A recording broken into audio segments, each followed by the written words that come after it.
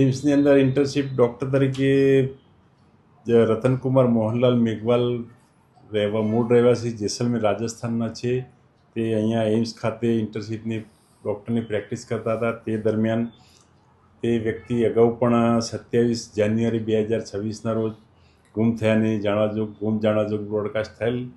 તેને પોલીસે શોધી અને તેના વાલી વારસોને સોંપેલ. ત્યારબાદ તેના વાલી વારસો તેને રાજસ્થાન ખાતે લઈ ગયેલ અને તેને સમજાવેલ. ત્યારબાદ તે રાજસ્થાન જ હતો, પરંતુ આજ રોજ વહેલી સવારના 5:30 વાગ્યાની આસપાસ કંટ્રોલ રૂમ તરફથી ગાંધીગ્રામ પોલીસ સ્ટેશનને જાણ કરવામાં આવેલ કે ઘંટેશ્વરથી પરાપીપળિયા ફાટક વચ્ચે એક ડેડ બોડી મળેલ, રેલવે લાઇન ઉપર ડેડ બોડી મળેલ છે.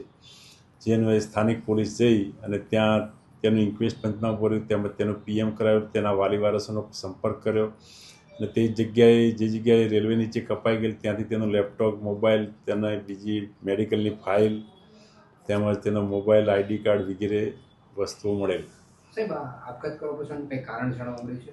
આપઘાત કરવાનું પાછળનું હાલનું તો કોઈ કારણ જાણવા મળ્યું નથી. તેના વાલી વારસો આવ્યા બાદ તેના વાલી વારસો પણ તેની જોડેથી એક સુસાઇડ નોટ મળેલ છે, જેમાં ગોળ ગોળ વસ્તુઓ લખેલી છે બધી, પણ હજી ક્લિયર થતું નથી એમાં.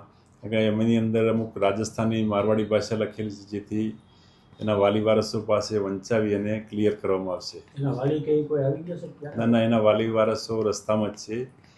એ લગભગ સાંજે 5-6 વાગ્યા સુધી પહોંચી, 5-6 ને પણ રાતના 8 વાગી જશે. સાહેબ, આ જ્યાં ઘટના બની છે તેને કોઈ વિદ્યાર્થીઓના કયા ક્લાસરૂમના કોઈ નિવેદનો લેવામાં આવશે કે નહીં? હા, લેવામાં આવશે. તેના વિદ્યાર્થીઓના તેમજ બીજા અન્ય સ્ટાફ છે, ત્યાંના બીજા મેડિકલનો સ્ટાફ છે, તેમના પણ નિવેદનો લેવામાં આવશે કે અગાઉ આ ઘટના પાછળ બનવાનું કારણ શું, ને એના તમામના નિવેદનો નોંધવામાં આવશે. આ જાન્યુઆરીમાં જ્યારે ગુમશુદા થયો હતો ત્યારે તેણે આપઘાતનો પ્રયાસ કર્યો હતો એવી ચર્ચાથી વાત સાચી છે કે નહીં?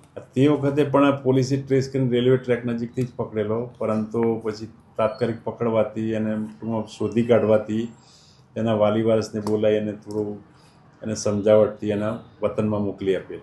ત્યાં કોઈ વિદ્યાર્થીઓને પરેશાન કરતો હોય એવી કાંઈ માહિતી મળી શકે નહીં? એવી થોડી માહિતી છે હાલમાં. જ્યાં સુધી પૂરેપૂરું બધું તપાસ ના થાય ત્યાં સુધી કંઈ હાલ કહી ના શકાય. ઓકે.